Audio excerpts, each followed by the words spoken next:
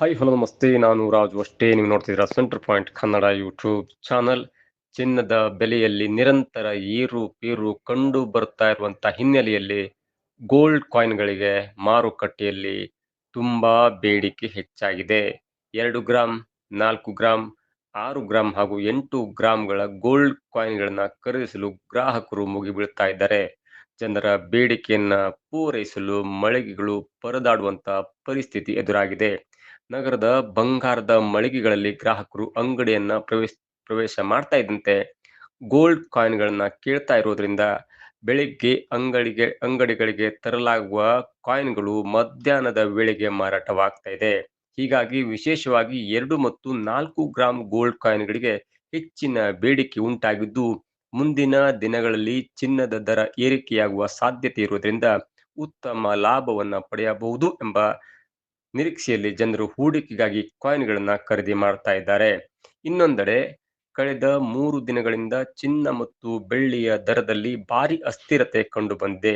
ನಿನ್ನೆ ಒಂದೇ ದಿನ 10 ಗ್ರಾಂ ಚಿನ್ನದ ಬೆಲೆಯಲ್ಲಿ ಬರೋಬ್ಬರಿ ₹3,450 ಏರಿಕೆಯಾಗಿದೆ.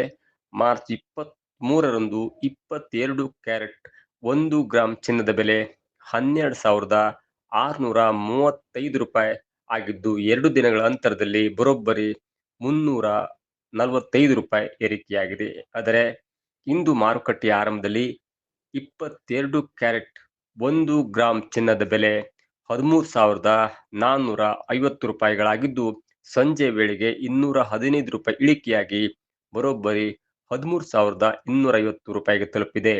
ಚಿನ್ನದ ಬೆಲೆಯಲ್ಲಿ ಇಳಿಕೆ ಕಂಡ ಹಿನ್ನೆಲೆಯಲ್ಲಿ ಮುಂದಿನ ದಿನಗಳಲ್ಲಿ ಮತ್ತೆ ಚಿನ್ನದ ಬೆಲೆ ಏರಿಕೆಯಾಗಬಹುದು ಎಂಬ ಭಯದಲ್ಲಿ ಗ್ರಾಹಕರು ಕಡಿಮೆ ದರದಲ್ಲಿ ಚಿನ್ನವನ್ನ ಖರೀದಿಸಲು ಮುಂದಾಗಿದ್ದಾರೆ.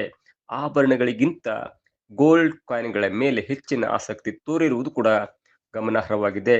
ಇಸ್ರೇಲ್, ಅಮೆರಿಕ ಮತ್ತು ಇರಾನ್ ನಡುವಿನ ಈ ಯುದ್ಧ ಇದೆಯಲ್ಲ, ಗಲ್ಫ್ ಯುದ್ಧದ ಸಂದರ್ಭದಲ್ಲಿ ಕ್ರೂಡ್ ಆಯಿಲ್ ಆಗಿರ್ಬೋದು, LPG ಆಗಿರ್ಬೋದು ಮತ್ತು ನಮಗೆ ಬೇಕಾಗಿರುವಂತ ಅನೇಕ ಅಗತ್ಯ ವಸ್ತುಗಳ ಬೆಲೆ ಹೆಚ್ಚಿದ್ರೂ ಕೂಡ ಗೋಲ್ಡ್ಗಳ ಬೆಲೆಯಲ್ಲಿ ಸ್ವಲ್ಪ ಮಟ್ಟಿನ ಏರಿಕೆ ಕಂಡು ಬರ್ತಾ ಇತ್ತು.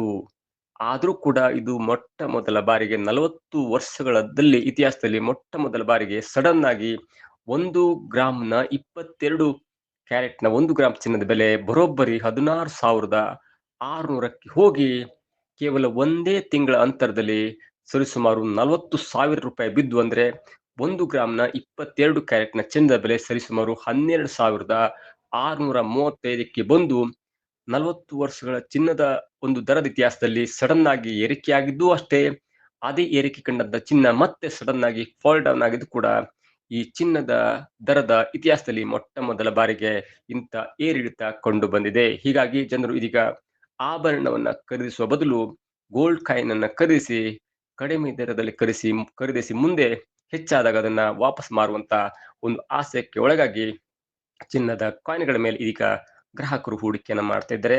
ಗ್ರಾಹಕರ ಹೂಡಿಕೆಗೆ ತಕ್ಕಂತೆ, ಬೇಡಿಕೆಗೆ ತಕ್ಕಂತೆ ಚಿನ್ನದ ಮಳಿಗೆಗಳು ಕೂಡ ಆ ಗೋಲ್ಡ್ ಕಾಯಿನ್ ಅನ್ನ ಪೂರೈಸಲು ಪರದಾಡುವಂತ ಪರಿಸ್ಥಿತಿ ಎದುರಾಗಿದೆ.